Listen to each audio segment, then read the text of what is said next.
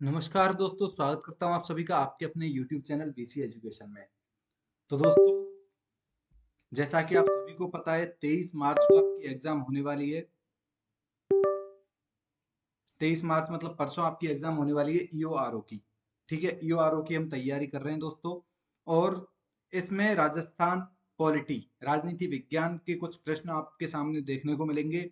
तो मैं आपको पुराने जितने भी आरपीएससी और अधीनस्थ बोर्ड ने जितने भी क्वेश्चन लिए हैं करवाए हैं, उन सभी प्रश्नों को मैं आप सबके सामने लेकर आया हूँ। दिशा की जो पुस्तक होती है, दिशा में जो आते हैं उन सभी क्वेश्चंस को लेकर आया हूँ। और दिशा में आप सभी को पता है इतने अच्छे से क्वेश्चन दिए हुए होते हैं कि एग्जाम में क्वेश्चन फंसते ही फंसते हैं। लगभग 70% क्वेश्चन फंसने की संभावना यहाँ से रहती है। तो उसका कंप्लीट सॉल्यूशन मैं करवाऊंगा दोस्तों।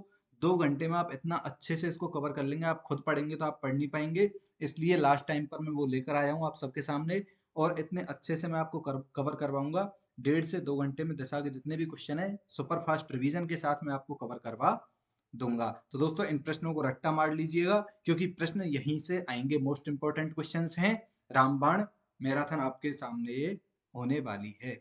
ठीक है दोस्तों, बिना अपना समय गवाए शुरू करते हैं हम ईओ आरओ राजनीति विज्ञान के मोस्ट इंपॉर्टेंट प्रश्न जो हैं उनके बारे में हम चर्चा करते हैं। ठीक है, ये दोस्तों कौन सी बुक है मैंने आपको बता दिया था, अभी एक बार स्क्रीन में बड़ी कर लेता हूं।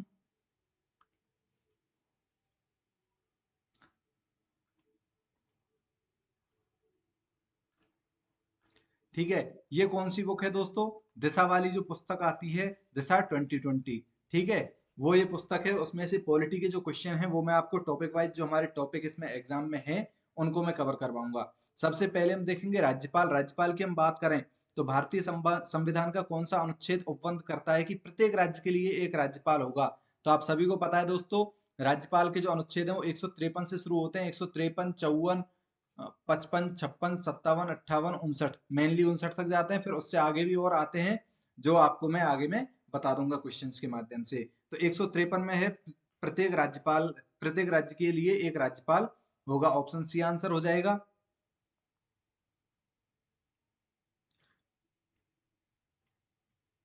अगले हम प्रश्न की बात करेंगे, किस संविधान संशोधन के तहत एक ही व्यक्ति को दो या दो से अधिक राज्यों का राज्यपाल बनाया जा सकता है? तो दोस्तों, वो है 7वां संविधान संशोधन, जो कि 1956 में आया था। कब? 1956 में आया था। ऑप्शन 20 का आंसर हो जाएगा। अगला प्रश्न है, राजस्थान की कार्यपालिका का संवैधानिक प्रमुख। दोस्तों, संवैधानिक प्रमुख कौन होता है? राज्यपाल। कौन होता है संवैधानिक प्रमुख? राज्यपाल। और अगर वास्तविक प्रमुख पूछता है तो वास्तविक प्रमुख प्रमुख कौन होता है? मुख्यमंत्री। तो इसका आंसर क्या होगा? Option D. अगला प्रश्न है, भारतीय संविधान का निम्न में से कौन सा अनुच्छेद राज्यपाल की कार्यपालक शक्तियों से संबंधित है? तो दोस्तों, कार्यपालक शक्तियों की पूछ रहा है, तो कार्यपालक शक्तियां कौन से अनुच्छेद में है? 53 के बाद 54 में है। 153 से 54 मैंने आपको बताया था। इसमें कौन सा है? 158 में कौन सा है? 158 में कौन सा है? शर्तें। 159 में क्या है? 159 में क्या है? शपथ है। ठीक है, अगला प्रश्न है, संविधान के अनुच्छेद 155 के तहत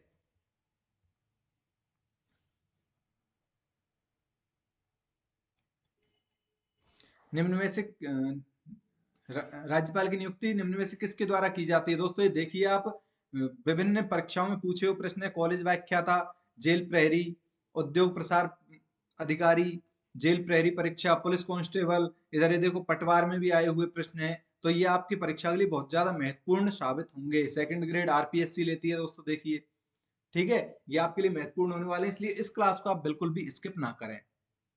तो राज्यपाल की नियुक्ति किसके द्वारा की जाती है? भारत के राष्ट्रपति के द्वारा। ऑप्शन ए आंसर इसका हो जाएगा। अगला प्रश्न है, भारतीय संविधान का कौन सा अनुच्छेद राज्यपाल के कार्यकाल से संबंधित है? तो कार्यकाल से संबंधित कौन सा है? 156। कौन सा है? 156।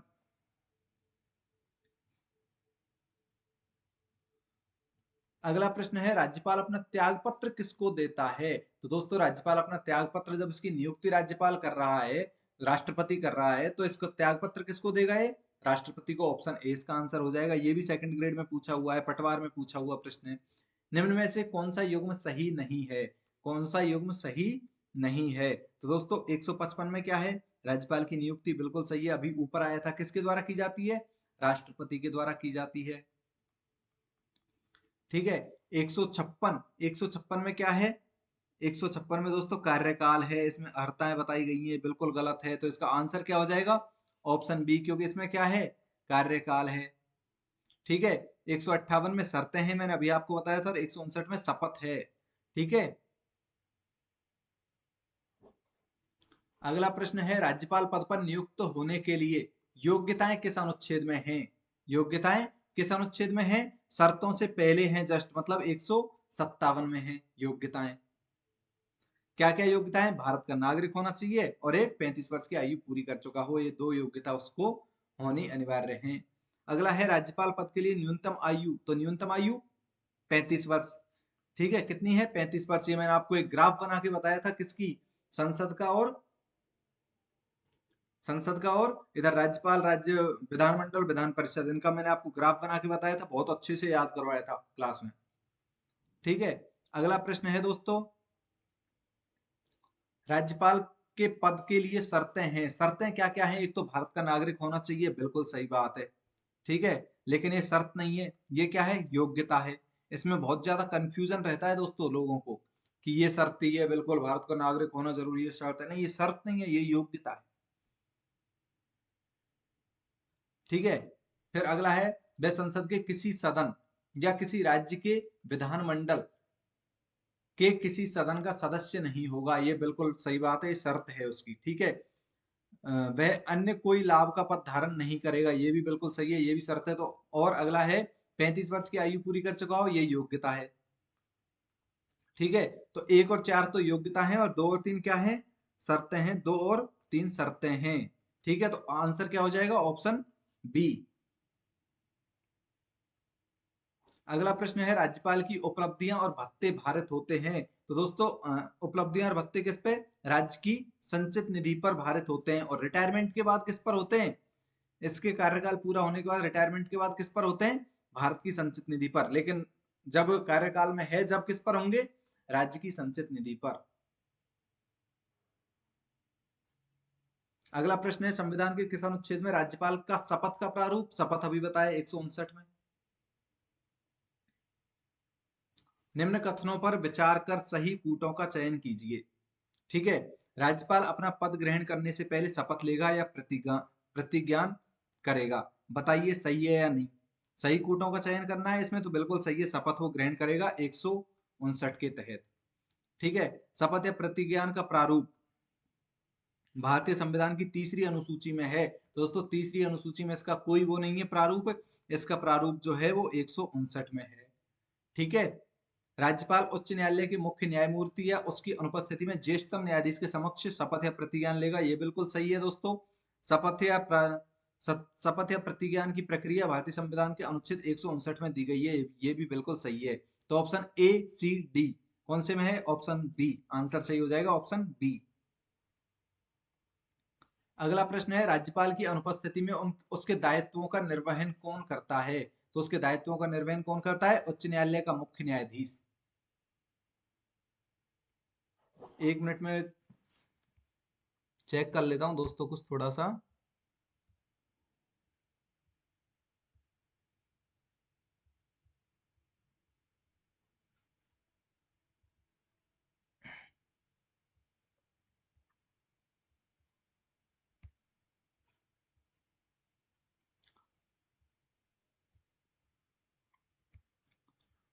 ठीक है। अगला प्रश्न है हमारा, कौन सा अधिकार राज्यपाल को नहीं है?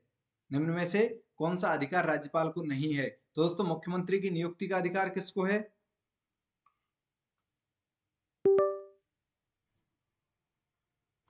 हाँ, मुख्यमंत्री की नियुक्ति का अधिकार इसको है या नहीं? बिल्कुल है दोस्तों। मुख्यमंत्री की सलाह से अन्य मंत्रियों की नियुक्ति भी राज्यपाल करता है। राज्य की कार्यपालिका की शक्ति सीमा में किसी भी सिद्ध दोष व्यक्ति के दंड को क्षमा करने का अधिकार भी इसको है। लेकिन उच्च न्यायालय के न्यायाधीशों की नियुक्ति ये नहीं करता है। कौन करता है? राष्ट्रपति के द्वारा ये नियुक्ति की जाती है। राज्यपाल किसकी करता है? जिला न्यायाधीशों की नियुक्ति। अनुच्छेद 161 के तहत तहत ये क्या है? 161 के तहत क्षमा करने का अधिकार इसको प्राप्त है। अगला प्रश्न है, राज्यपाल अपने स्वविवेकी कृत्यों को छोड़कर अपने कृत्यों का निर्वहन की सहायता और सलाह से करेगा। किसकी सहायता और सलाह से करेगा? मुख्यमंत्री और मंत्रिपरिषद की सलाह से। बिल्कुल सही है, ऑप्शन बी। अगला प्रश्न है, राज्य सरकार को कानूनी मामलों में सलाह देने के लिए अधिकृत है। कानूनी मामलों में कौन देगा? महाधिवक्ता। ऑप्शन ए आंसर हो जाएगा। महाधिवक्ता का उल्लेख कौन से अनुच्छेद में है? 165 में। अगला प्रश्न है, राज्यपाल द्वारा राज्य की विधान परिषद में कितने सदस्य मनोनीत किए जाते हैं? तो दोस्तों, राज्यपाल द्वारा राज्य की विधान परिषद में 1/6 सदस्य। कितने? 1/6। इसका मैंने एक सूत्र बताया था, 1/3, 1/3, 1/6, 1/12 और 1/12, जिसमें 1/3 स्थानीय सदस्य, विधायक, सांसद, ये राज्यपाल के द्वारा, ये स्टूडेंट्स के द्वारा और ये टीचर्स के द्वारा। स्टूडेंट्स कौन से? जो कि ग्रेजुएशन कर चुके हैं 3 वर्ष पहले।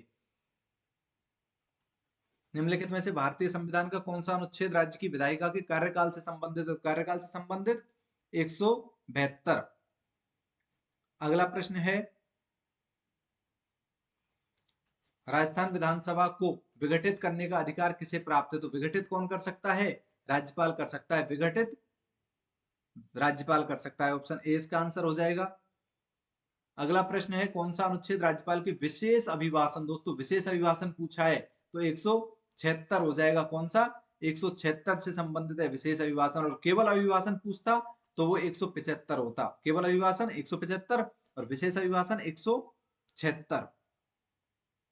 अगला प्रश्न है, संविधान के कौन से अनुच्छेद के तहत राजस्थान का महाधिवक्ता राजस्थान विधानसभा की कार्यवाही में भाग ले सकता है? तो महाधिवक्ता कौन से अनुच्छेद के तहत? अनुच्छेद 177 के तहत भाग ले सकता है। अगला प्रश्न है, कौन सा विकल्प सही है? सही विकल्प इसमें पूछा है, राज्यपाल यह घोषित करेगा कि वह विधेयक को राष्ट्रपति के विचार के लिए आरक्षित रखता है। अनुच्छेद 200 में। बिल्कुल सही बात है दोस्तों, पहला बिल्कुल सही है।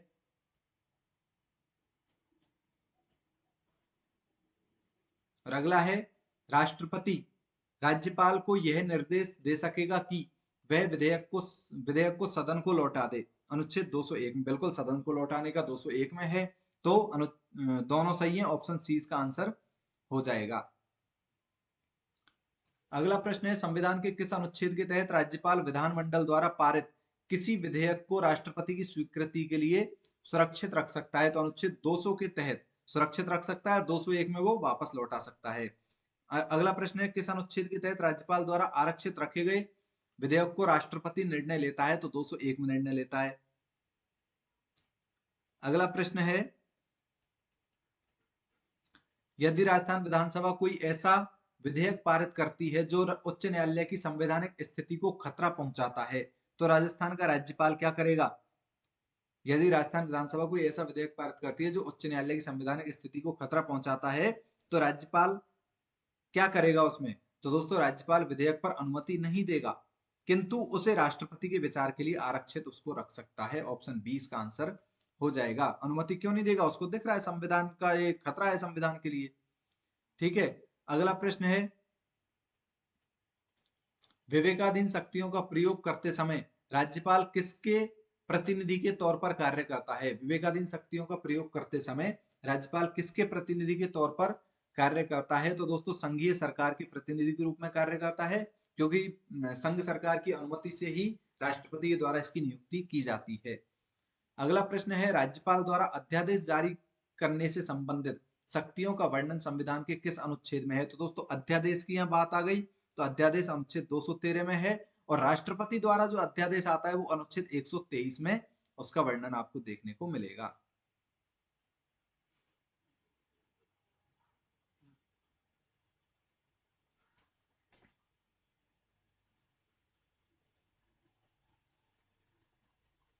अगला प्रश्न है, राज्यपाल द्वारा अध्यादेश की मंजूरी आवश्यक है, राज्यपाल द्वारा प्रख्यापित अध्यादेश की मंजूरी आवश्यक है राज्य विधानमंडल के द्वारा। अगला प्रश्न है, क्या राज्यपाल राज्य के विधानमंडल के सत्र में रहने के दौरान अध्यादेश जारी कर सकता है? नहीं। विधानमंडल में रहने के दौरान वो विधानमंडल में के सत्र में रहने के दौरान अध्यादेश जारी नहीं कर सकता। जब पहले से विधान सत्र चल रहा है अध्यादेश कब जारी होता है? जब सत्र नहीं चल रहा हो उस समय। अगला प्रश्न है, संविधान के किस अनुच्छेद में राज्यपाल को विधानसभा में एंग्लो इंडियन समुदाय के सदस्य को नियुक्त करने का अधिकार? 333, जो कि अभी हट चुका है, ये प्रावधान समाप्त हो चुका है। अगला प्रश्न है, कितने न्यूनतम सदस्यों के पक्ष में होने पर ही राजस्थान विधानसभा में मंत्री परिषद में अविश्वास प्रस्ताव पर चर्चा हो सकती है? न्यूनतम कितने सदस्यों कितने न्यूनतम सदस्यों के पक्ष में होने पर ही राजस्थान विधानसभा मंत्री परिषद में अविश्वास प्रस्ताव पर चर्चा हो सकती है? दोस्तों चर्चा की बात हो रही है तो 40 कम से कम चाहिए। कितने? 40 सदस्यों की अनुमति चाहिए राजस्थान विधानसभा में। क्यों? क्योंकि कुल 200 हैं और पांचवा हिस्सा इसका जरूरी होता है। पांचवा हिस्सा मतलब 40 सदस्य, पांचवा हिस्सा मतलब 20% सदस्यों की अनुमति इस पे आवश्यक है। अगला प्रश्न है, राजस्थान महाधिवक्ता आरपीएससी के अध्यक्ष व सदस्यों की नियुक्ति किसके द्वारा की जाती है? राज्यपाल के द्वारा। ऑप्शन बी आंसर हो जाएगा। अगला प्रश्न है, राजस्थान के निम्नलिखित में से कौन सा संवैधानिक पदाधिकारी राज्यपाल द्वारा नियुक्त किए जाते हैं लेकिन उन्हें राज्यपाल द्वारा उनके पद से नहीं हटाया जा सकता? ठीक है, नियुक्त किए जाते हैं लेकिन उनके पद से राज्यपाल के द्वारा नहीं हटाया जा सकता। ऐसे कौन कौन है दोस्तों? तो ऐसा महाधिवक्ता नहीं है, राज्य निर्वाचन आयुक्त है जिसकी नियुक्ति राज्यपाल करता है लेकिन इसे पद से नहीं हटा सकता, और आरपीएससी के सदस्य हैं जिन्हें नहीं हटा सकता। तो ऑप्शन बी इसका आंसर हो जाएगा। अगला प्रश्न है, नवीन प्रोटोकॉल के अंतर्गत अब राजस्थान के राज्यपाल को निम्नलिखित किस अभिवादन से संबोधित किया जाएगा? तो दोस्तों ऑनरेबल अंग्रेजी में और हिंदी में माननीय राज्यपाल अथवा राज्यपाल महोदय हिंदी में इसको संबोधित किया जाएगा।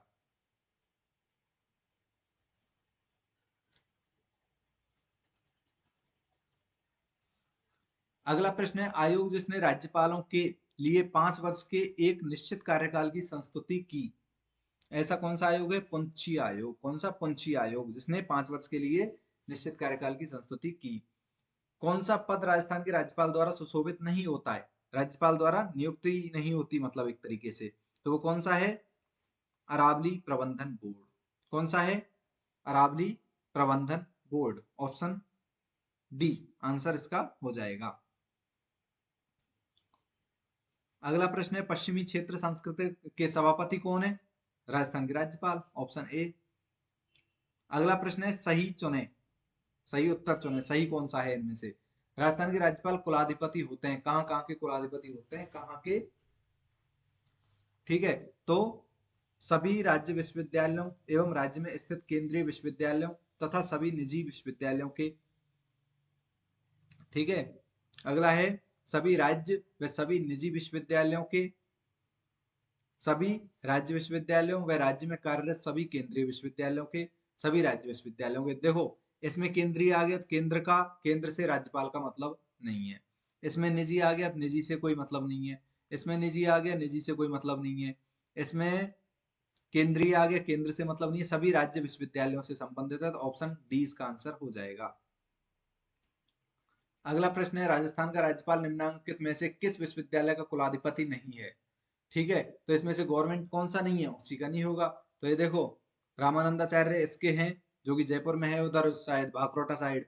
ठीक है, केंद्रीय विश्वविद्यालय आ गया तो इसी के नहीं, ऑप्शन बी इसका आंसर हो जाएगा।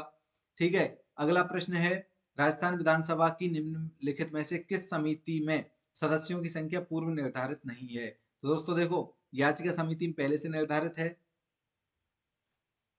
विशेषाधिकार समिति में है, सरकारी आश्वासन संबंधी समिति में है, और सामान्य प्रयोजन संबंधी समिति में इसकी कोई निश्चित संख्या नहीं है।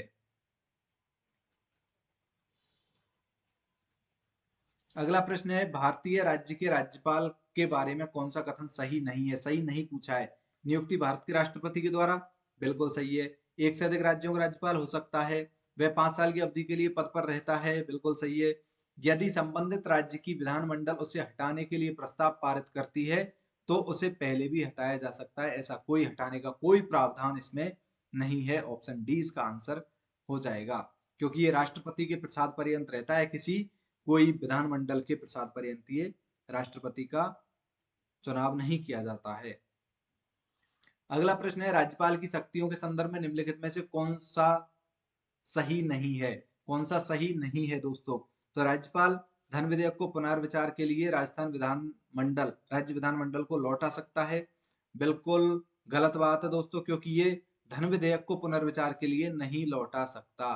धन विधेयक को नहीं लौटा सकता, तो ऑप्शन ए इसका आंसर हो जाएगा। अगला है ऑप्शन, एक बार देख लेते हैं इनको भी। राज्यपाल किसी विधेयक को भारत के राष्ट्रपति के विचार के लिए आरक्षित रख सकता है अनुच्छेद 200 के तहत। राज्य विधानमंडल के विश्रांति काल में राज्यपाल द्वारा अध्यादेश अध्यादेश किसमें है? अध्यादेश किसमें है दोस्तों? अभी बताया था, एक बार बताइए कमेंट करके। ये मैं आपके लिए छोड़ रहा हूं, एक बार कमेंट करके आपको बताना है। और क्षमादान की शक्ति तो इसके पास है ही। अगला प्रश्न है, राजस्थान के वे राज्यपाल जिनका कार्यकाल के दौरान निधन हो गया। ठीक है, तो ये आपको अच्छे से बताया था दोस्तों, डीएनएसपी। क्या? डीएनएसपी। ठीक है, तो निधन किस किस का हो गया था दोस्तों? इनमें से ऑप्शन में देख लेते हैं एक बार हम। एस के सिंह, एस आ गया बिल्कुल। पी प्रभाराव आ गई। ठीक है, निर्मल चंद जैन, तो एन आ गया। और डी से दरबारा सिंह। ठीक है, तो ऑप्शन सी इसका आंसर हो जाएगा। अगला प्रश्न है, राजस्थान के निम्नलिखित में से किस राज्यपाल ने अपना कार्यकाल पूर्ण होने से पूर्व ही राज्यपाल पद से त्याग पत्र दे दिया? तो पहले त्याग पत्र किसने दे दिया था? एक तो खुराना ने दे दिया था, मदन लाल खुराना। और खुराना के अलावा किसने? प्रतिभा पाटिल ने दे दिया था। तो ऑप्शन बी इसका आंसर हो जाएगा। अगला प्रश्न है, निम्नांकित में से किसे सबसे पहले राजस्थान के राज्यपाल का अतिरिक्त कार्यभार दिया गया? तो अतिरिक्त कार्यभार किसे दिया था सबसे पहले? स्वरूप सिंह को। स्वरूप सिंह जी को अतिरिक्त कार्यभार सबसे पहले दिया था। अगला है, राजस्थान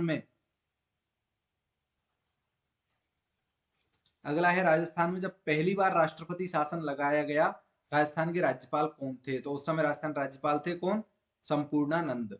जब पहली बार राष्ट्रपति शासन लगाया गया था, उस समय राजस्थान राज्यपाल कौन थे? संपूर्णानंद। अगला प्रश्न है, राजस्थान में लागू कौन सा राष्ट्रपति शासन का कार्यकाल सबसे लंबा रहा? तो सबसे लंबा कौन से राष्ट्रपति शासन का रहा था? चौथे वाले का सबसे लंबा, और पहले का सबसे कम रहा था। राजस्थान के निम्नलिखित राज्यपालों में से कौन हिंदुस्तान एरोनॉटिक्स लिमिटेड के अध्यक्ष रहे? एरोनॉटिक्स के कौन रहे थे? ओपी मेहरा।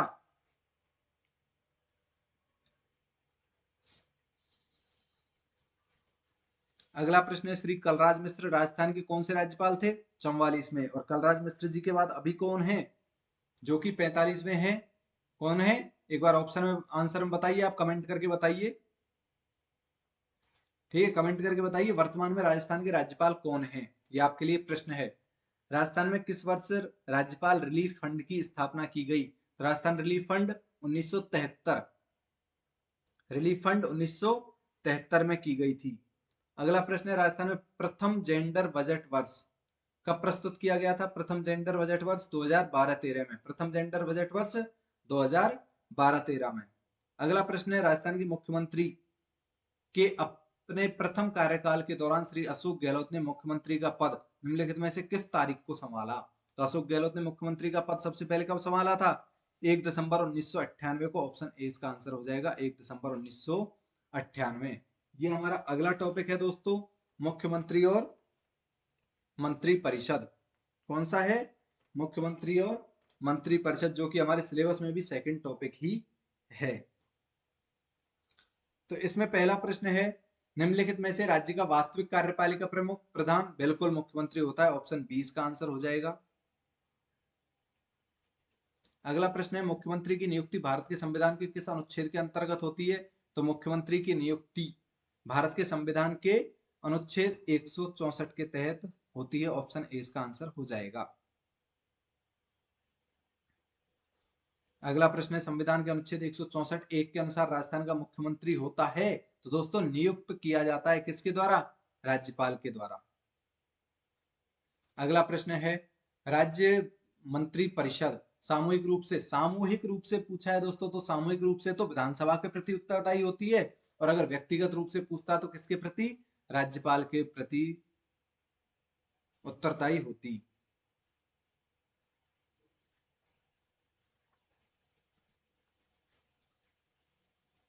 अगला प्रश्न है, भारत के संविधान की किस अनुसूची के तहत राज्य में राज्यपाल द्वारा मंत्री को पद व गोपनीयता की शपथ दिलाई जाती है? तो पद व गोपनीयता की शपथ तीसरी अनुसूची में दिलाई जाती है। किसको? भारत के राज्यपाल के द्वारा मंत्री को।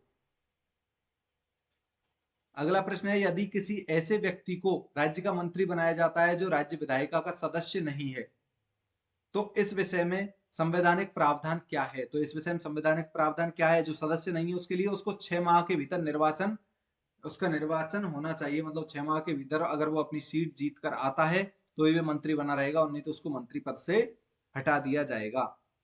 अगला प्रश्न है, मंत्री के वेतन और भत्ते निम्न में से किसके द्वारा निर्धारित किए जाते हैं? तो उसके वेतन भत्ते राज्य विधानसभा के द्वारा निर्धारित होते हैं, मंत्रियों के।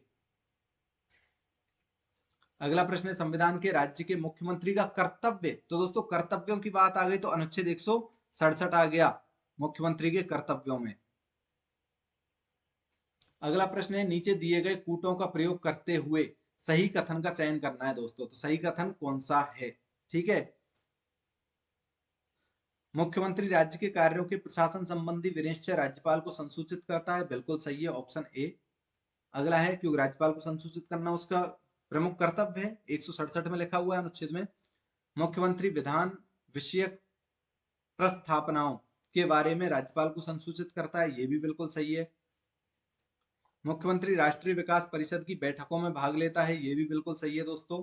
और मुख्यमंत्री किसी विषय को जिस पर किसी मंत्री ने विनिश्चय कर लिया है किंतु मंत्रिपरिषद ने विचार नहीं किया है, राज्यपाल द्वारा अपेक्षा किए जाने पर परिषद के समक्ष रखवाता है, ये भी बिल्कुल सही है। तो ऑप्शन डी इसका आंसर हो जाएगा। ए बी सी डी चारों कथन सही हैं। अगला प्रश्न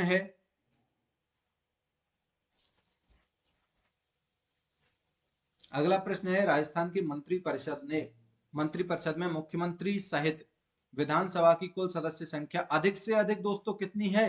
15%। और 15% मतलब 30 सदस्य। कितने? 30 सदस्यों को मंत्री बनाया जा सकता है। 29 प्लस 1 मतलब 29 मंत्री और एक सीएम मुख्यमंत्री।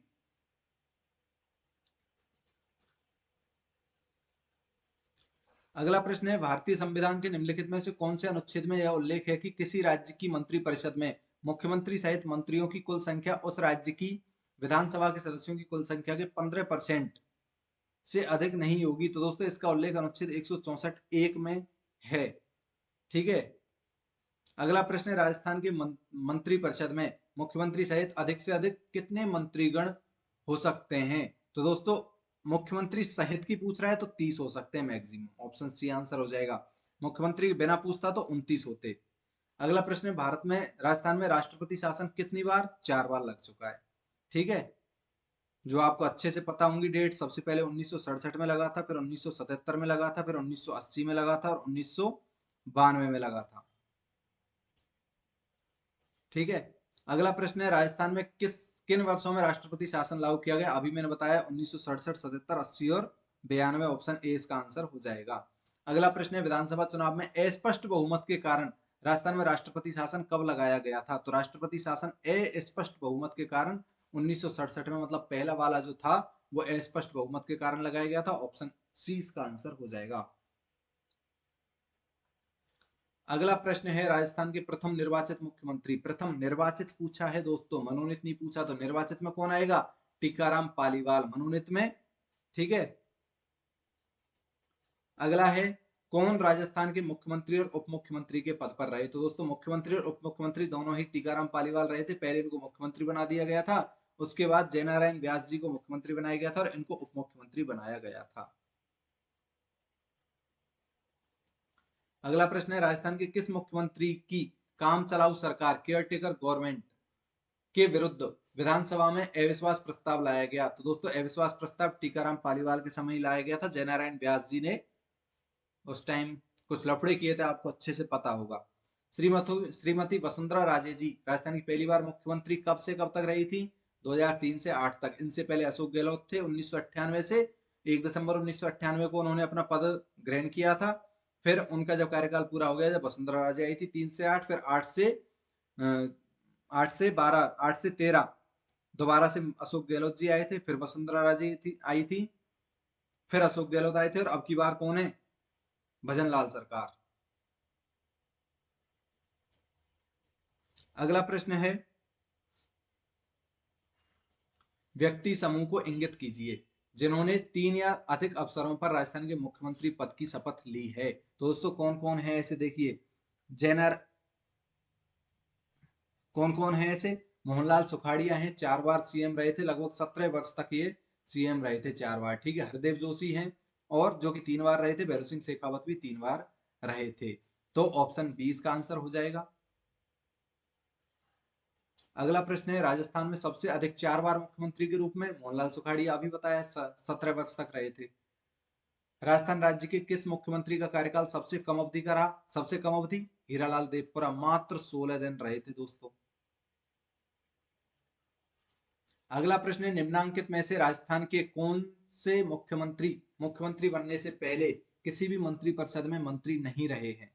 किसी भी मंत्री परिषद में मंत्री नहीं रहे हैं मुख्यमंत्री बनने से पहले। कौन है ऐसे? बरकतुल्ला खां, और अभी दूसरे कौन हो गए ऐसे ही?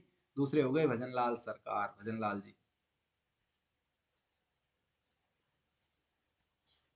अगला प्रश्न है, निम्नलिखित में से कौन सा विकल्प राजस्थान के मुख्यमंत्रियों के कार्यकाल का सही क्रम है? तो दोस्तों इसकी मैंने ट्रिक बताई थी अच्छे से आपको, जब मुख्यमंत्री पढ़ाया था उसमें अच्छे से ट्रिक आपको बताई गई है, उससे आप देख सकते हैं।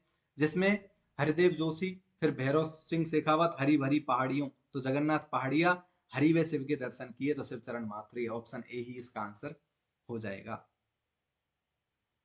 अगला प्रश्न है, राजस्थान के निम्नांकित मुख्यमंत्रियों में से कौन मुख्यमंत्री नियुक्त होते समय राजस्थान विधानसभा सदस्य नहीं थे? कौन थे ऐसे जो सदस्य नहीं थे? बताइए, आपके लिए क्वेश्चन छोड़ रहा हूं दोस्तों,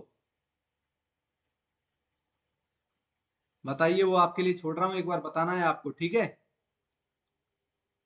अगला प्रश्न है, राजस्थान की प्रथम निर्वाचित लोकतांत्रिक सरकार का गठन हुआ। पहली लोकतांत्रिक सरकार का गठन कब हुआ था? 3 मार्च 1952 में, जब टीकाराम पालीवाल को मुख्यमंत्री बनाया गया था, जो कि क्या थे? पहले निर्वाचित मुख्यमंत्री थे।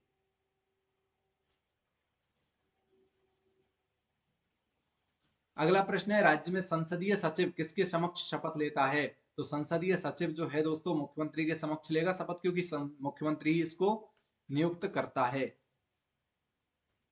अगला प्रश्न है, निम्नांकित में से कौन सा राजस्थान में मंत्री परिषद की बैठक का स्थान वह समय निर्दिष्ट करता है? कौन करता है वो निर्दिष्ट? दोस्तों मुख्यमंत्री करता है, ऑप्शन 20 का आंसर हो जाएगा।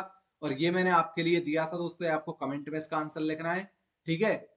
एक बार कमेंट में आपने लिख दिया होगा, अब मैं इसका आंसर बता देता हूं, जगन्नाथ पहाड़िया है, ऑप्शन 20 का आंसर हो जाएगा 1980 में, ठीक है। अगला प्रश्न है, निम्नांकित में से कौन राजस्थान के राज्यसभा में सबसे ज्यादा अवधि के लिए प्रतिनिधित्व करने वाली महिला सांसद है? सबसे ज्यादा प्रतिनिधित्व करने वाली महिला सांसद कौन है? Sharda Bhargava, option B answer हो जाएगा। अगला प्रश्न है, निम्नलिखित में से कौन सा राजस्थान के मुख्यमंत्री का पद नहीं है? मुख्यमंत्री का पद कौन सा नहीं है? सलाहकार समिति का अध्यक्ष होते हैं दोस्तों मुख्यमंत्री, ऑप्शन ए बिल्कुल सही है। मानवाधिकार आयोग के अध्यक्ष ये नहीं होते हैं, अभी गंगाराम मूलचंदानी जी हैं, तो ये हो ही नहीं सकते, ऑप्शन 20 का आंसर हो जाएगा। अंतर्राज्यीय परिषद का सदस्य होता है, और राष्ट्रीय विकास परिषद का भी सदस्य कौन होता है? मुख्यमंत्री। अगला प्रश्न है, राजस्थान में राज्य पर्यटन सलाहकार समिति का अध्यक्ष कौन है? सीएम होते हैं राज्य पर्यटन सलाहकार समिति के अध्यक्ष।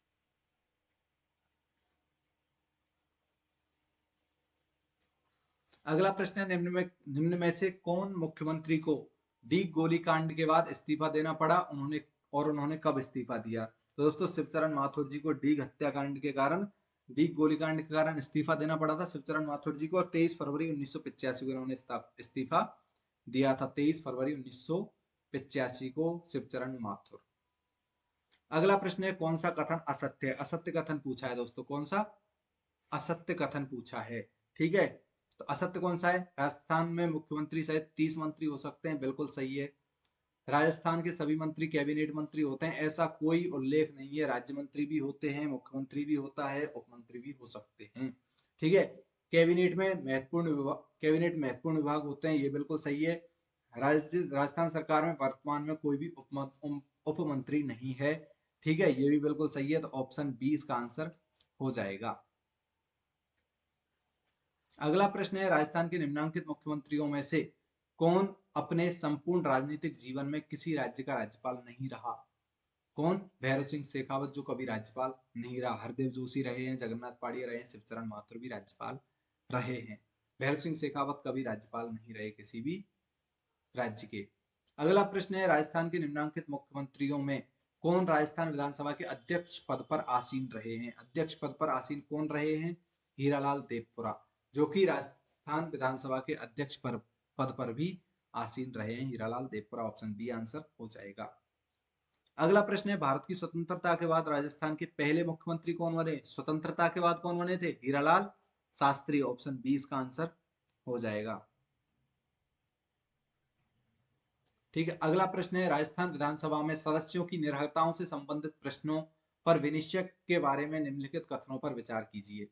यदि यह प्रश्न उठता है कि राज्य विधानसभा का कोई सदस्य भारत के संविधान के अनुच्छेद 191 के खंड 1 में वर्णित किसी निर्भरता से ग्रस्त हो गया है या नहीं, तो वह प्रश्न विधानसभा अध्यक्ष को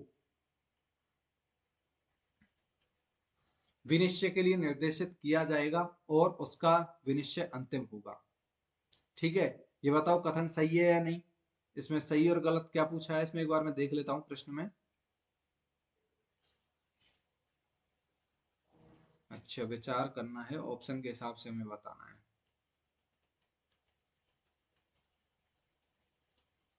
ठीक है, विनिश्चय के लिए निर्देशित किया जाएगा और उसका विनिश्चय अंतिम होगा, बिल्कुल गलत बात है दोस्तों ये। अगला प्रश्न है, ऐसे किसी प्रश्न पर विनिश्चय करने से पहले अध्यक्ष निर्वाचन आयोग की राय लेगा, निर्वाचन आयोग की राय लेगा और ऐसी राय के अनुसार कार्य करेगा। दोस्तों ये भी बिल्कुल गलत बात है।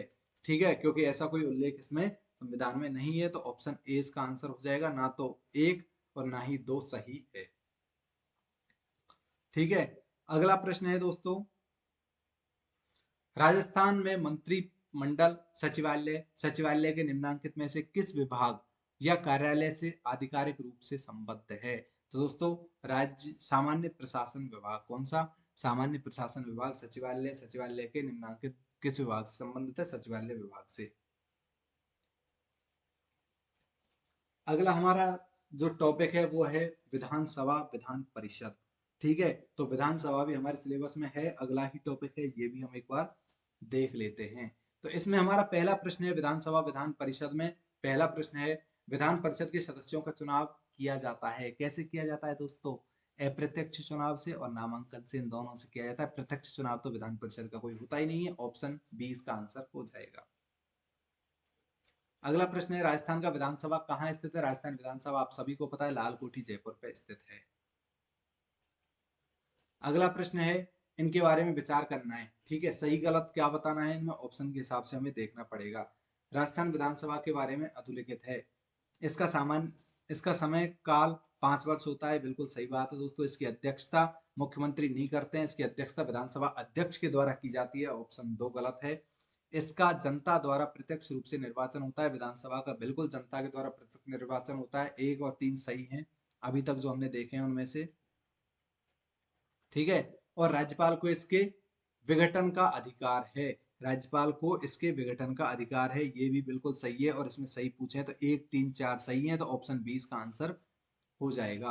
अगला प्रश्न है, वर्तमान राजस्थान विधानसभा में कितने सदस्य मनोनीत हैं? तो दोस्तों, मनोनीत विधानसभा में एक भी सदस्य नहीं है, ऑप्शन 20 का आंसर हो जाएगा। अगला प्रश्न हम देखेंगे, राजस्थान में पहली विधानसभा का समय क्या था? 1952 से 57, टीकाराम पालीवाल जी वाला। अगला प्रश्न है, राजस्थान विधानसभा के लिए प्रथम आम चुनावों में कांग्रेस के बाद जिस राजनीतिक दल को द्वितीय सर्वाधिक स्थान प्राप्त हुआ वह कौन सा था? वो था राम राज्य परिषद, ऑप्शन बी, ऑप्शन डी। अगला प्रश्न है, 1952 के प्रथम आम चुनाव में लोकसभा की राजस्थान में कितनी सीटें थी? लोकसभा की राजस्थान में कितनी सीटें थी दोस्तों? 20 सीटें थी। वर्तमान में कितनी हैं? 25 सीटें हैं।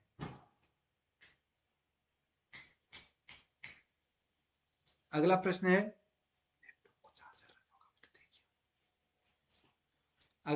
है, राजस्थान में राज्य मंत्री और संसदीय सचिव पद की व्यवस्था कब प्रारंभ की गई? राजस्थान में राज्य मंत्री और संसदीय सचिव पद की व्यवस्था कब प्रारंभ की गई? तो दोस्तों चौथी विधानसभा में राज्य मंत्री और संसदीय सचिव पद की व्यवस्था प्रारंभ की गई थी। ऑप्शन ए इसका आंसर हो जाएगा।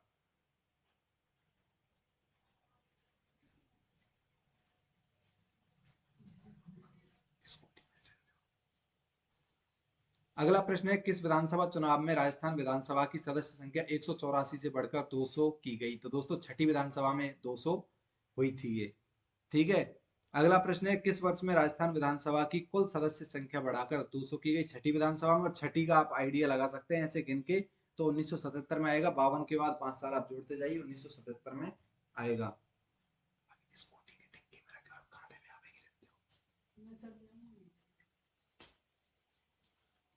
अगला प्रश्न है, कौन सी विधानसभा भंग होने के कारण राजस्थान, पूरा प्रश्न इधर है दोस्तों, कौन सी विधानसभा भंग होने के कारण राजस्थान में प्रथम मध्यावधि चुनाव हुए? तो कौन सी विधानसभा भंग हुई थी दोस्तों? छठी विधानसभा ही भंग हुई थी, जिसमें कितनी हो गई थी सदस्य संख्या?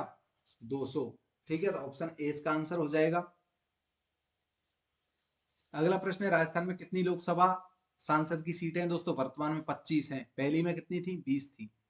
भारत के राष्ट्रपति के चुनाव में राजस्थान के एक विधायक का मत मूल्य कितना है? एक विधायक का मत मूल्य 129 है। ऑप्शन सी आंसर हो जाएगा। अगला प्रश्न है, एक व्यक्ति बिना राजस्थान विधानसभा का सदस्य रहते हुए भी कितने मास तक राजस्थान में मंत्री रह सकता है? मात्र 6 महीने तक। ऑप्शन सी आंसर इसका हो जाएगा। अगला प्रश्न है, निम्न में से कौन राजस्थान की प्रथम महिला राज्यसभा सदस्य थी? दोस्तों प्रथम महिला राज्यसभा सदस्य कौन थी? शारदा भार्गव। राज्यसभा सदस्य की बात कर रहे हैं, ऑप्शन बी आंसर हो जाएगा। अगला प्रश्न है, राजस्थान की प्रथम महिला कौन है जिन्हें राजस्थान के मंत्रिमंडल में स्थान मिला? तो मंत्रिमंडल में बेनीवाल जी थी। कौन? कमला बेनीवाल। ऑप्शन डी इसका आंसर हो जाएगा। ठीक है। अगला प्रश्न है, राजस्थान का वह राजनीतिक नेता कौन था जो 1952 से लेकर मृत्यु पर्यंत तक विधानसभा का सदस्य रहा था? कौन था?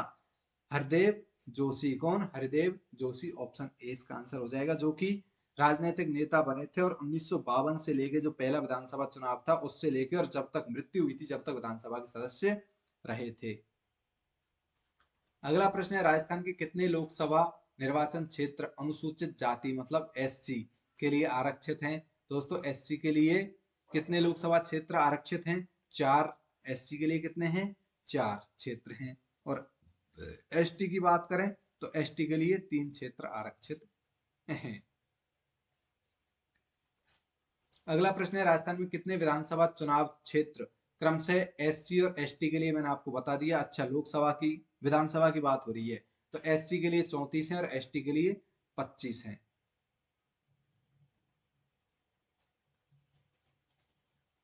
अगला प्रश्न है, सबसे कम विधानसभा सीटों वाला जिला कौन सा है? सबसे कम विधानसभा सीट प्रतापगढ़ और जैसलमेर में है। किसमें? जेपी में है। जयपुर जैसलमेर और पीपुर प्रतापगढ़ में है। प्रतापगढ़ में कितनी है? 2 और जैसलमेर में भी 2 है। और सर्वाधिक सीटों वाला सर्वाधिक जयपुर में है 19 और अलवर में है 11। अगला प्रश्न है, राजस्थान के किस जिले से सबसे अधिक विधानसभा सीटें हैं? सबसे अधिक जयपुर में है, फिर दूसरे नंबर पर अलवर है जिसमें 11 है। अगला प्रश्न है, निम्न में से कौन राजस्थान विधानसभा के प्रोटेम अध्यक्ष या उपाध्यक्ष रहे हैं? तीनों ही रहे हैं, मतलब प्रोटेम स्पीकर रहे हैं, अध्यक्ष रहे हैं और उपाध्यक्ष रहे हैं। कौन है ऐसे? पूनम चंद बिश्नोई हैं। अगला प्रश्न है, राजस्थान की राजनीति सामंतवाद से जातिवाद के भंवर में पुस्तक के लेखक कौन है? सामंतवाद से जातिवाद के भंवर में कौन है? विजय भंडारी। कौन है? विजय भंडारी। भंडारी, भंवर भंडारी, आप ऐसे याद रख सकते हैं, भंवर भंडारी। कौन? भंवर भंडारी। अगला प्रश्न है, राजस्थान की प्रथम विधानसभा के अध्यक्ष कौन थे? तो दोस्तों प्रथम विधानसभा के अध्यक्ष थे नरोत्तम लाल जोशी। ऑप्शन डी इसका आंसर हो जाएगा। अगला प्रश्न है, राजस्थान विधानसभा के द्वितीय अध्यक्ष कौन थे? सेकंड अध्यक्ष कौन थे? रामनिवास मिर्धा थे। पहले थे कौन? अभी आपको बताया नरोत्तम लाल जोशी। और दूसरी के कौन थे? रामनिवास मिर्धा। राजस्थान 13वीं विधानसभा के अध्यक्ष कौन थे? 13वीं विधानसभा की हम बात करें, 13वीं के कौन थे? दीपेंद्र सिंह शेखावत 13वीं के। निम्नलिखित में से कौन कभी भी राजस्थान राज्य विधानसभा के उपाध्यक्ष नहीं रहे? उपाध्यक्ष कभी नहीं रहे। कौन थे? करण सिंह। कौन? करण सिंह थे। ऑप्शन बी इसका आंसर हो जाएगा।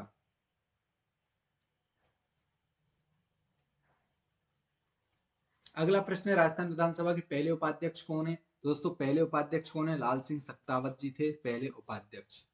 ठीक है। अगला प्रश्न है, राजस्थान विधानसभा में लोक महत्व के किसी विषय पर स्थगन प्रस्ताव की प्रक्रिया के नियम के संबंध में निम्न में से कौन से कथन सही है? ठीक है, कौन से कथन सही है? सही कथन पूछे हैं वो हम देख लेते हैं। प्रस्ताव प्रस्तुत करने के लिए अध्यक्ष की सहमति आवश्यक है। दोस्तों बिल्कुल, वो उसके विधानसभा के अध्यक्ष है तो उनकी सहमति बिल्कुल आवश्यक है। अगला है, प्रस्ताव द्वारा विशेषाधिकार का प्रश्न उठाया जा सकता है। ये बिल्कुल गलत बात है दोस्तों, प्रश्न नहीं उठाया जा सकता। प्रस्ताव हाल ही घटित किसी विशिष्ट घटना तक सीमित रहेगा। बिल्कुल सही बात है ये भी। अगला है, समय एक ही बैठक में एक से अधिक प्रस्ताव प्रस्तुत नहीं होंगे। ये भी बिल्कुल सही बात है। एक बैठक में एक से अधिक प्रस्ताव भी हो सकते हैं प्रस्तुत। ठीक है, नहीं हो सकते। ठीक है, मतलब एक बैठक में एक ही विषय पर प्रस्ताव दिया जा सकता है। तो ऑप्शन क्या हो जाएगा? ऑप्शन सी इसका आंसर हो जाएगा, 1, 3 और 4। अगला प्रश्न है, निम्न में से कौन कभी भी राजस्थान विधानसभा में विपक्ष के नेता नहीं रहे? विपक्ष के नेता कौन नहीं रहे कभी भी? यदुनाथ सिंह नहीं रहे, देव परसराम मदेन्ना रहे हैं, केदारनाथ शर्मा भी रहे हैं और रामनारायण चौधरी भी रहे हैं। कौन? रामनारायण चौधरी भी रहे हैं। परसराम तो शायद छठवीं में रहे थे। परसराम मदेन्ना जो हैं वो छठवीं विधानसभा के विपक्ष के नेता रहे थे। ठीक है, दो दो बार रहे थे, छठवीं में भी रहे थे और 10वीं में भी रहे थे। 6 और 4 10। ठीक है। अगला प्रश्न है हमारा, निम्न में से कौन राजस्थान के प्रथम विधान विपक्ष के नेता थे? प्रथम विपक्ष के नेता जसवंत सिंह थे। अगला है, एससी की कितनी महिलाएं 14वीं राजस्थान विधानसभा की सदस्य हैं? ठीक है, 14वीं विधानसभा की सदस्य एससी की कितनी महिलाएं हैं? लगभग 12 महिलाएं हैं। ऑप्शन ए इसका आंसर हो जाएगा। अगला प्रश्न है, 14वीं राजस्थान विधानसभा में एस टी के लिए आरक्षित सीटों में कितनी महिला सदस्य निर्वाचित हुई हैं? तो दोस्तों 3 महिला सदस्य निर्वाचित हुई हैं। ऑप्शन बी इसका आंसर हो जाएगा। 15वीं विधानसभा में 3 महिला सदस्य एसटी की निर्वाचित हुई हैं। अगला प्रश्न है, विधानसभा में अभिभाषण का और संदेश भेजने का राज्यपाल का संविधान तय है, क्या है? अधिकार है। राज्यपाल का अधिकार है। ऑप्शन ए इसका आंसर हो जाएगा। Option A.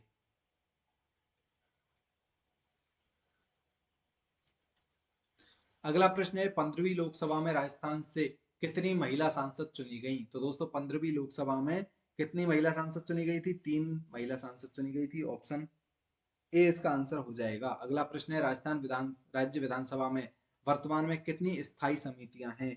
4 वित्त समितियों के अतिरिक्त। ठीक है, तो 4 वित्त समितियों के अतिरिक्त कितनी है?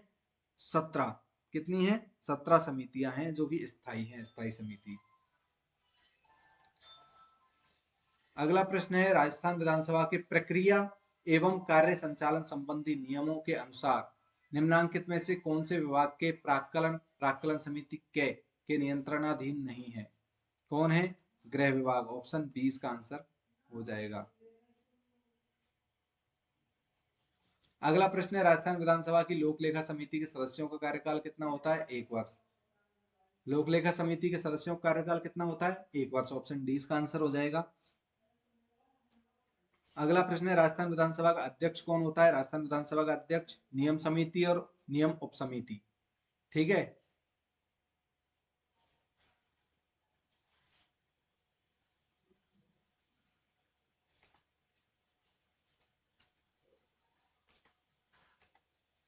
अगला प्रश्न है, किस समिति की सिफारिश पर राजस्थान विधानसभा राज्यपाल के अभिभाषण में निर्दिष्ट विषयों की चर्चा के लिए सामान्यतः समय नियत करेगी?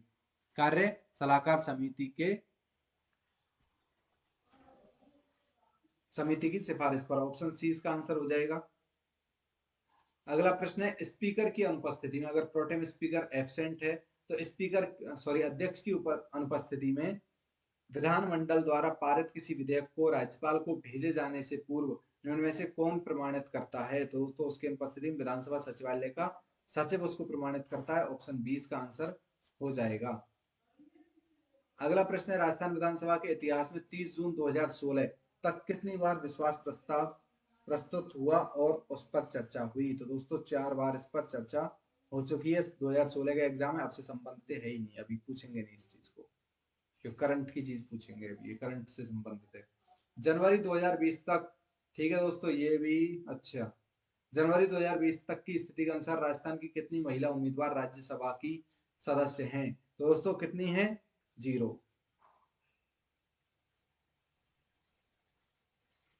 अगला प्रश्न है, कौन राजस्थान से राज्यसभा चुनाव 2022 में निर्वाचित नहीं हुआ था? राज्यसभा चुनाव में कौन निर्वाचित नहीं हुआ था? घनश्याम तिवाड़ी रहे थे, मुकुल ब्राह्मण वासनिक भी रहे थे, प्रमोद कुमार रहे थे, लेकिन सुभाष चंद्रा नहीं रहे, तो ऑप्शन डी इसका आंसर हो जाएगा। अगला प्रश्न है, निम्नलिखित में से कौन सा धन विधेयक के संबंध में सही नहीं है? ठीक है, सही नहीं बताना है। तो राज्यपाल की पूर्व संस्तुति के बाद विधानसभा में प्रस्तुत किया जाता है, बिल्कुल राज्यपाल की पूर्व अनुमति इस पर होनी चाहिए, तभी विधानसभा में इसको प्रस्तुत किया जाएगा। यह मंत्री के द्वारा पेश किया जाता है, ये भी बिल्कुल सही है, वित्त मंत्री के द्वारा इसको धन विधेयक को पेश किया जाता है। 14 दिन के पश्चात स्वतः पारित हो जाता है, ये भी बिल्कुल सही बात है दोस्तों, 14 दिन के बाद स्वतः पारित हो जाएगा। और विधानसभा का कोई भी सदस्य इसे पेश कर सकता है, बिल्कुल गलत बात है, कोई भी सदस्य इसे पेश नहीं कर सकता।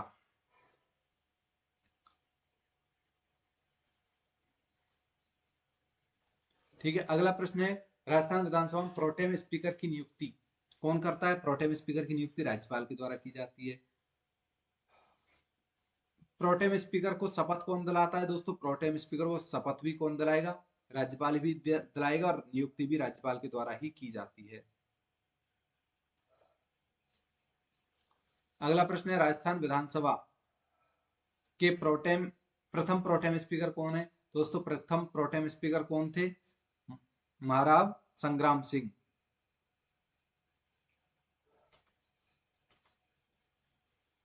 ठीक है, अगला प्रश्न है दोस्तों, 15वीं राजस्थान विधानसभा के प्रोटेम अध्यक्ष कौन थे? 15वीं राजस्थान विधानसभा के प्रोटेम अध्यक्ष कौन थे? गुलाब चंद कटारिया 15वीं के। अगला प्रश्न है, राजस्थान विधानसभा के प्रक्रिया तथा कार्य संचालन संबंधी नियम के अनुसार प्रश्नों के वर्गीकरण की संख्या कितनी है? तो दोस्तों प्रश्नों के वर्गीकरण की संख्या कितनी है? 3। ऑप्शन 20 का आंसर हो जाएगा। तारांकित प्रश्न, अतारांकित प्रश्न, बताइए कौन कौन से होते हैं? तारांकित, अतारांकित और अल्प सूचना प्रश्न।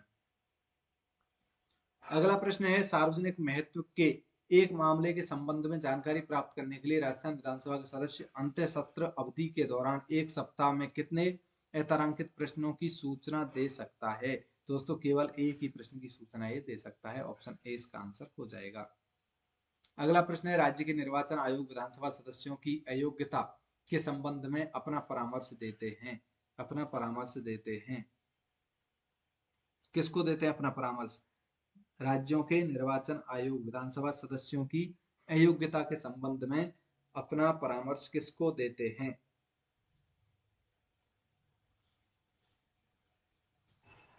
लोकायुक्त को, मुख्यमंत्री को, उच्च न्यायालय को, या फिर राज्यपाल को?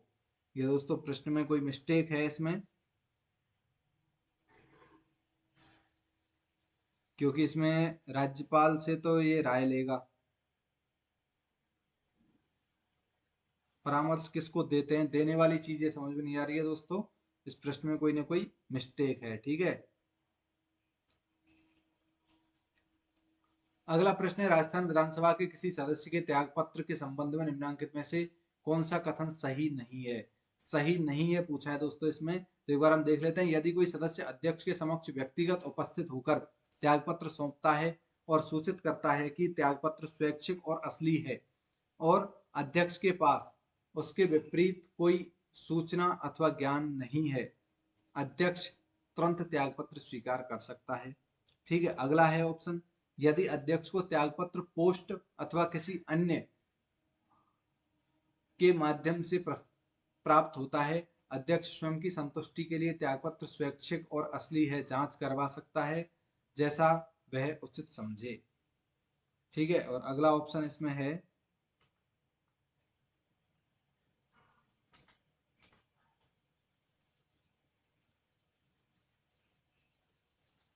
कोई सदस्य अपना त्यागपत्र अध्यक्ष को सौंपने के 30 दिनों के भीतर अपना त्यागपत्र वापस ले सकता है।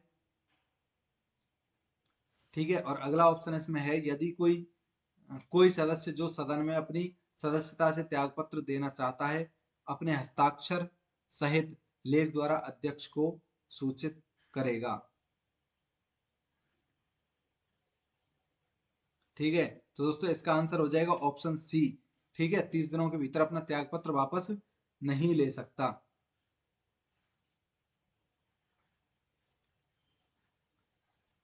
अगला प्रश्न है, निम्न में से किन्होंने राजस्थान विधानसभा के हाल में डिजिटल म्यूजियम का उद्घाटन किया था? दोस्तों डिजिटल म्यूजियम का जो उद्घाटन अभी किया था वो थे मुख्य न्यायाधीश कौन? एन वी रमना ने। किसने? एन वी रमना ने किया था। अगला प्रश्न है, राजस्थान विधानसभा में डिजिटल म्यूजियम का नाम क्या है? तो डिजिटल म्यूजियम का नाम है political narrative museum. Political narrative museum, option B इसका आंसर हो जाएगा।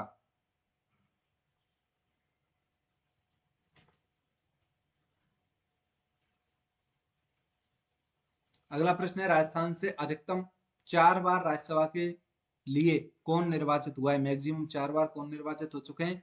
रामनिवास मिर्धा। कौन? रामनिवास मिर्धा।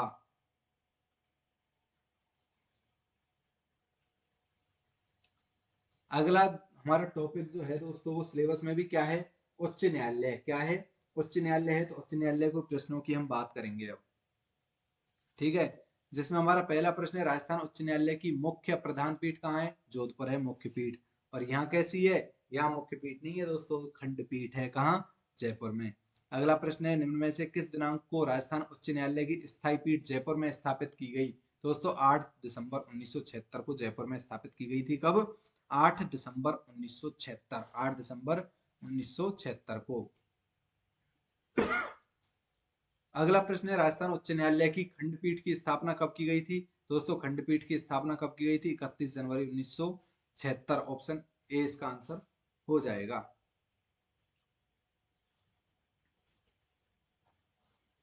अगला प्रश्न है, राजस्थान उच्च न्यायालय का उद्घाटन राजप्रमुख सवाई मान सिंह के द्वारा कब किया गया था? 29 अगस्त 1949 को किया गया था। ऑप्शन ए इसका आंसर हो जाएगा। कब? सवाई मान सिंह के द्वारा 29 अगस्त 1949 को किया गया था।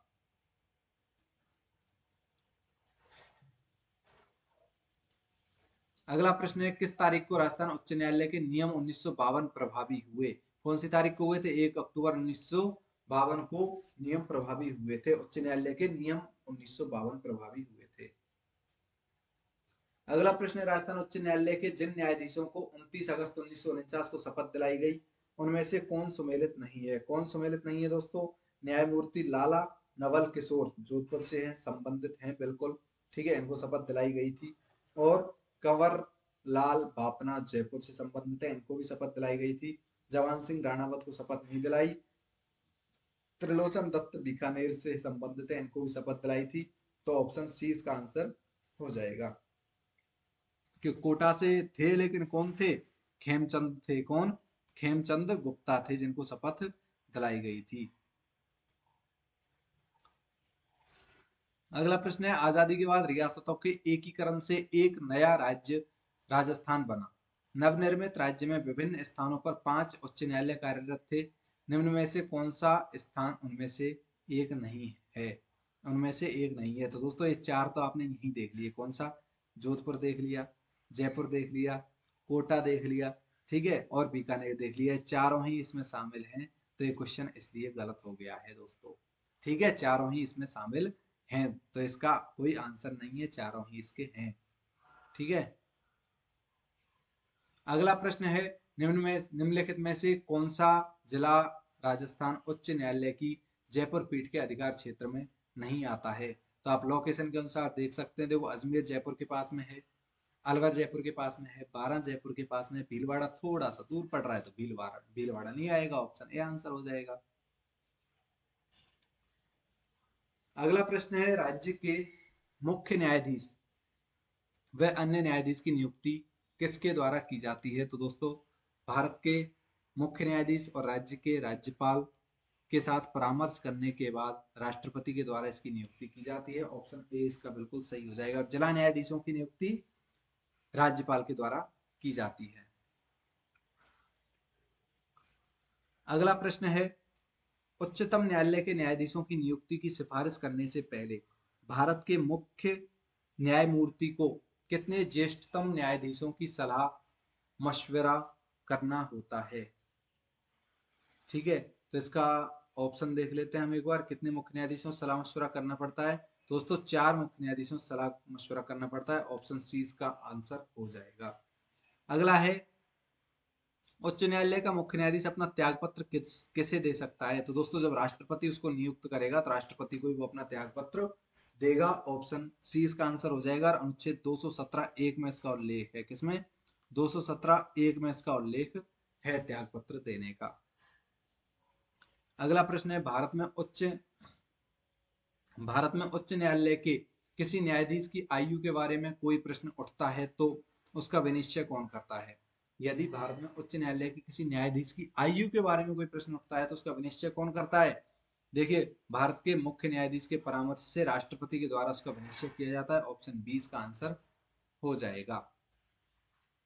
किसके द्वारा? राष्ट्रपति के द्वारा भारत के मुख्य न्यायाधीश से परामर्श करने के पश्चात। अगला प्रश्न है, राजस्थान उच्च न्यायालय में न्यायाधीश के कितने पद स्वीकृत हैं? राजस्थान हाईकोर्ट में न्यायाधीश के कितने पद स्वीकृत हैं? 50, 49 प्लस एक मुख्य न्यायाधीश और 49 अन्य न्यायाधीश। अगला प्रश्न है, संविधान के कौन से अनुच्छेद अधीनस्थ न्यायालयों से संबंधित हैं? दोस्तों अधीनस्थ न्यायालयों की हम बात करेंगे 233 से 237 के मध्य। ऑप्शन सी इसका आंसर हो जाएगा। अगला प्रश्न है, अधीनस्थ न्यायालय की श्रेणी में नहीं आता है। अधीनस्थ न्यायालय की श्रेणी में कौन नहीं आता है? राजस्व मंडल। क्यों? सत्र न्यायालय आता है, जिला न्यायाधीश की अदालत आती है, मुंसिफ न्यायालय आता है। राजस्व मंडल का क्या काम है न्यायालयों से? अगला है, जिला न्यायाधीश नियुक्त किसके द्वारा? राज्यपाल के द्वारा। मैंने कई बार आपको बता दिया है। अगला है, राजस्थान हाईकोर्ट में सबसे लंबे समय तक सेवा करने वाले प्रथम न्यायाधीश कौन है? सबसे लंबे समय तक किसने? के एन वांचू, कैलाशनाथ वांचू ने अपनी सहायता सेवाएं दी थी। ऑप्शन ए इसका आंसर हो जाएगा।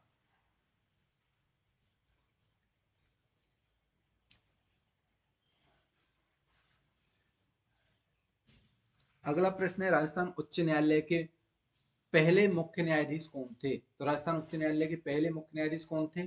के वर्मा। ऑप्शन ए इसका आंसर हो जाएगा। अगला प्रश्न है, राजस्थान के प्रथम वर्चुअल कोर्ट का ई उद्घाटन किसने किया? तो पहले वर्चुअल कोर्ट का जो ई उद्घाटन है वो एस एस सिंधे ने किया था। ऑप्शन सी इसका आंसर हो जाएगा, S S Shinde. S S Shinde ने ई उद्घाटन किया था पहले वर्चुअल कोर्ट का। Option C. अगला प्रश्न है, संयुक्त राष्ट्र के किस अंग ने भारत के दलवीर भंडारी को 2012 में अंतरराष्ट्रीय न्यायालय का जज चुना? संयुक्त राष्ट्र के किस अंग ने भारत के दलवीर भंडारी को 2012 में अंतरराष्ट्रीय न्यायालय का जज चुना था? दोस्तों वो थे महासभा। कौन सा? महासभा। अंतरराष्ट्रीय संयुक्त राष्ट्र संघ का एक संघ है। कौन? महासभा, जिसने इसको चुना था। ऑप्शन 20 का आंसर हो जाएगा। अगला प्रश्न है, जोधपुर में राजस्थान राज्य न्यायिक अकादमी की स्थापना कब हुई? तो जोधपुर में राजस्थान राज्य न्यायिक अकादमी की स्थापना जो है वो 24 जनवरी 2007 को हुई थी। ऑप्शन ए इसका आंसर हो जाएगा, 24 जनवरी 2007। अगला हमारा जो टॉपिक है वो है सचिवालय एवं मुख्य सचिव, जो कि हमारे सिलेबस में नहीं है तो इसे हम छोड़ देते हैं। अगले टॉपिक पर आते हैं, देखते हैं अगला कौन सा टॉपिक है। फिर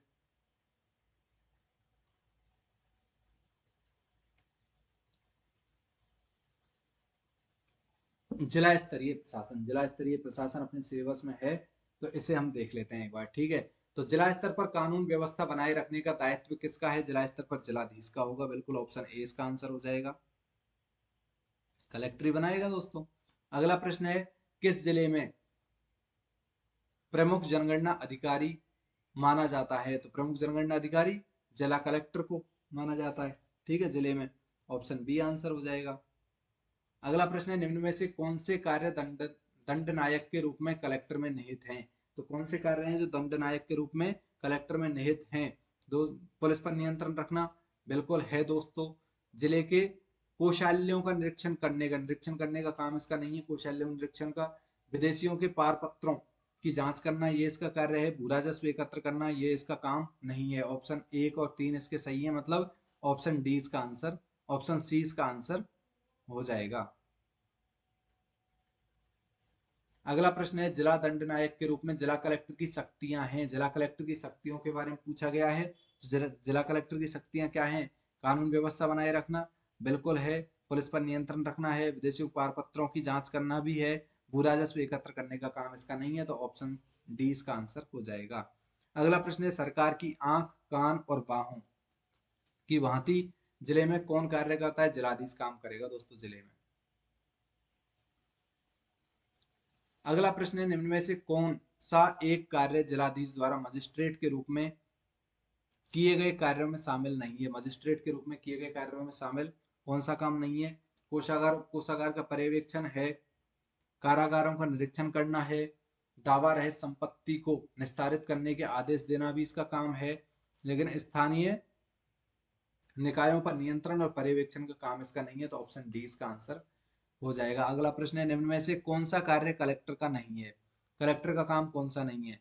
भू राजस्व का एकत्रीकरण है, कानून व्यवस्था का रखरखाव है, आयकर का एकत्रीकरण इसका काम नहीं है, भू राजस्वों का रखरखाव भी इसका काम है, लेकिन ऑप्शन सी इसका आंसर हो जाएगा। अगला प्रश्न है निम्न में से कौन सा कार्य राजस्थान में जिला कलेक्टर से संबंधित नहीं है? जिला कलेक्टर से संबंधित कौन सा काम नहीं है? स्थानीय स्वशासन के निकायों के चुनावों की अधिसूचना जारी करने का काम इसका नहीं है। ये किसका काम है? ये राज्य निर्वाचन आयोग का काम है। किसका? राज्य निर्वाचन आयोग का ये काम है। अगला काम है जिला महिला सहायता समिति की अध्यक्षता कौन करता है? जिला महिला सहायता समिति की अध्यक्षता जिला कलेक्टर के द्वारा की जाएगी। अगला प्रश्न है जिला कलेक्टर किस सेवा का सदस्य होता है? तो दोस्तों किस सेवा का सदस्य होता है? भारतीय प्रशासनिक सेवा का। ठीक है, आईएएस होता है ना वो, इंडियन एकेडमिक सर्विस। अगला प्रश्न है राजस्थान प्रशासनिक सेवा अधिकारियों को पहली बार जिला कलेक्टर के रूप में पदस्थापना निम्नांकित में से किस वर्ष में की गई थी? तो दोस्तों 2009 में पहली बार ये पदस्थापना की गई थी। ऑप्शन सी इसका आंसर हो जाएगा।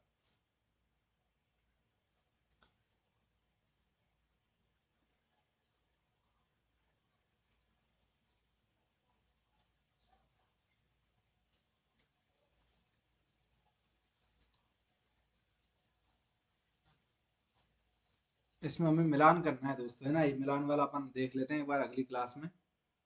अगली क्लास में क्या मतलब थोड़ी देर बाद, कि इसको जूम इन करना पड़ेगा इसके लिए थोड़ा सा। ठीक है, एक बार ये देख लेते हैं अपन। निम्न में से किसने जिलाधीश को संस्थागत करिश्मा कहा था? संस्थागत करिश्मा किसने कहा था जिलाधीश को? रजनी कोठारी। रजनी कोठारी ने क्या कहा था? संस्थागत करिश्मा जिलाधीश को कहा था। निम्नलिखित में से कौन सा एक कथन सत्य नहीं है? सत्य कथन नहीं है पूछा है दोस्तों, मतलब असत्य कथन इसमें पूछा है।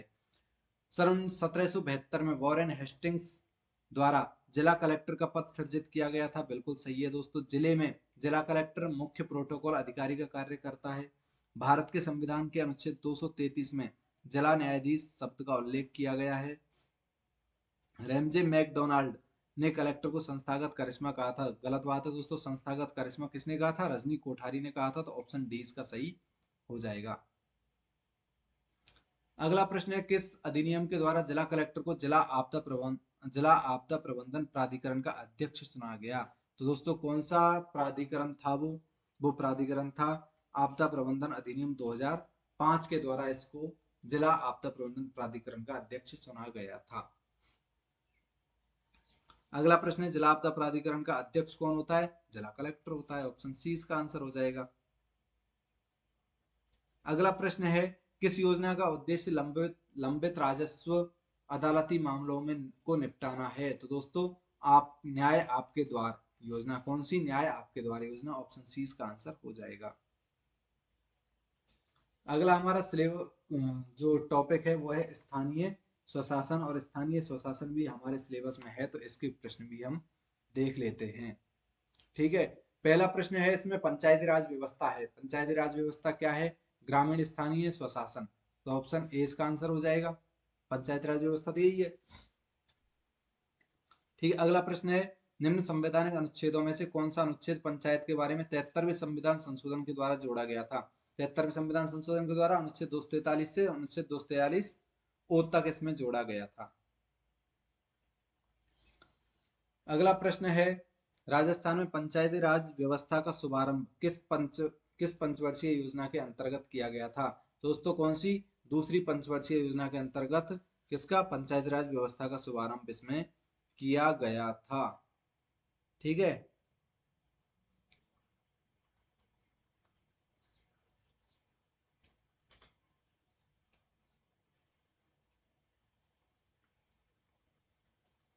अगला प्रश्न है, पंचायत राज के 73वें संविधान संशोधन के अनुसार कौन सा कथन सही है? कौन से कथन सही है? पंचायत राज संस्थाओं में अध्यक्ष के कम से कम 2/3 पद महिलाओं के लिए आरक्षित हैं।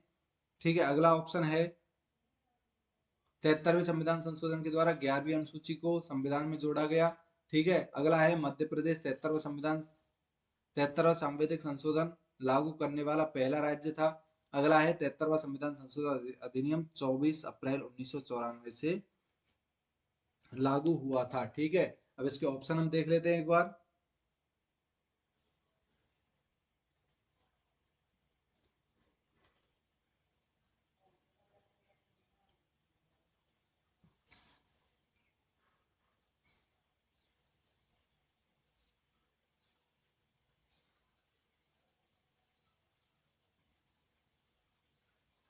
एक तीन दो तीन दो एक दो तीन और 2 3 4 एक बार देख लेते हैं और क्वेश्चन को एक बार और। पंचायत राज व्यवस्था के 73वें संविधान संशोधन के अनुसार पूछा है कि कौन सा कथन सही है। ठीक है दोस्तों, तो पंचायत राज के अध्यक्ष कम से कम 2/3 महिलाओं के लिए आरक्षित है, बिल्कुल सही बात है दोस्तों। ठीक है। 73वें संविधान संशोधन के द्वारा 11वीं अनुसूची को संविधान में जोड़ा गया। ठीक है, ये भी बिल्कुल सही है। और मध्य प्रदेश 73वां संविधान संशोधन लागू करने वाला पहला राज्य है, ये बिल्कुल गलत बात है दोस्तों, क्योंकि ऐसा पहला राज्य कौन सा है? राजस्थान है। तो ऑप्शन सी इसमें गलत है, बाकी के सही हैं। तो ऑप्शन के हिसाब से देखते हैं इसमें, सी इसमें सभी में दिया हुआ है दोस्तों, तो ये क्वेश्चन ये मिस्टेक है, इसमें भी बोनस मिला होगा जरूर। ठीक है। अगला प्रश्न अब हम देख लेते हैं।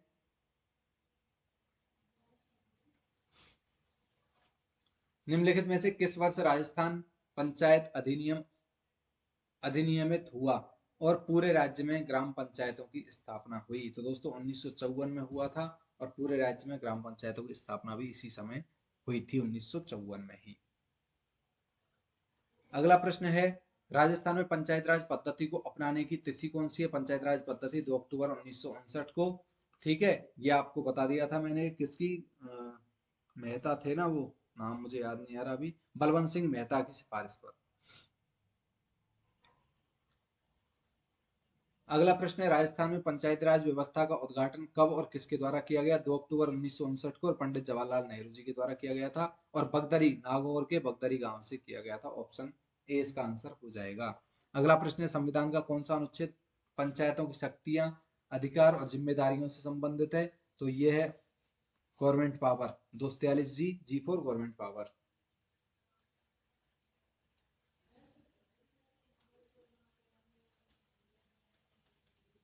अगला प्रश्न है,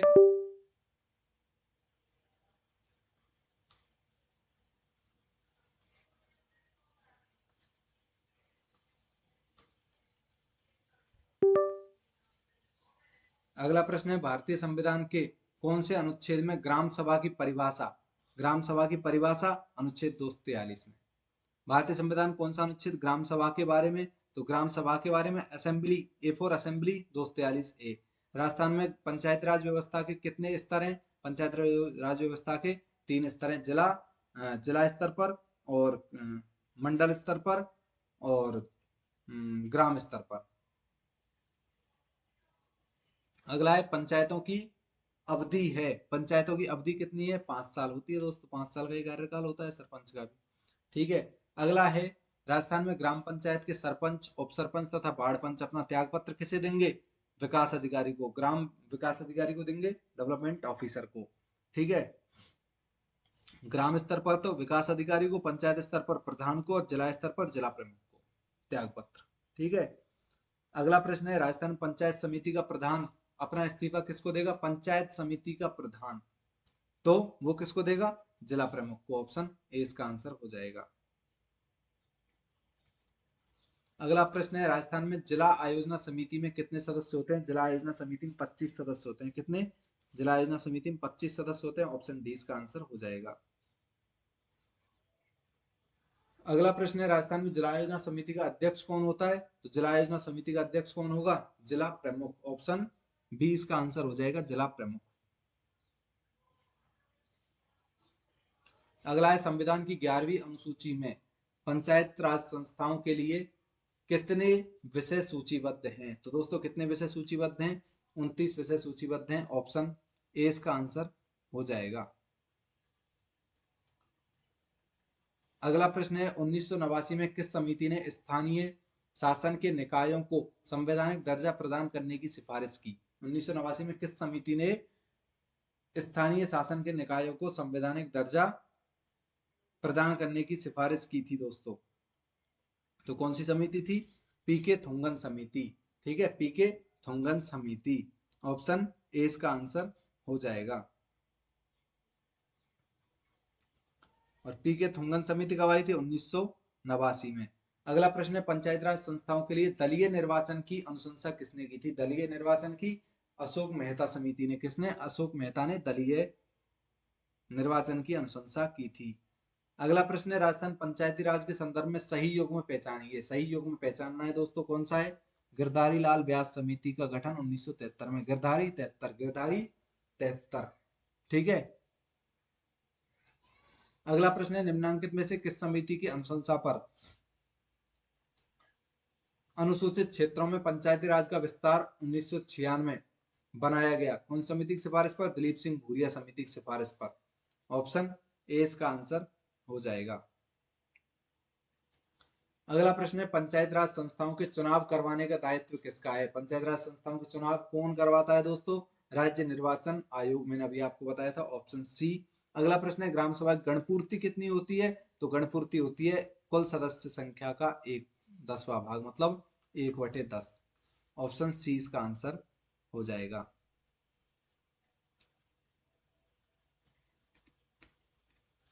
अगला प्रश्न है, ग्राम सभा का गठन किससे होता है? तो दोस्तों ग्राम सभा का गठन जो है ग्राम पंचायत क्षेत्र के मतदाता सूची में पंजीकृत जो सदस्य हैं उन सभी से होता है। ऑप्शन सी इसका आंसर होगा। और अगला प्रश्न है, राजस्थान पंचायत राज्य अधिनियम 1994 के अध्याय 2 के जिसके गठन का प्रावधान है वह है ग्राम सभा दोस्तों। ऑप्शन डी इसका आंसर हो जाएगा। और अगला प्रश्न है हमारा, सरपंच और उपसरपंच की अनुपस्थिति में, सरपंच और उपसरपंच एब्सेंट हैं तो उसकी अनुपस्थिति में ग्राम सभा की बैठक का अध्यक्षता कौन करेगा? तो ग्राम सभा बैठक की अध्यक्षता कोई भी उपस्थित सदस्य जिसे ग्राम सभा के सदस्यों द्वारा इस प्रयोजन के लिए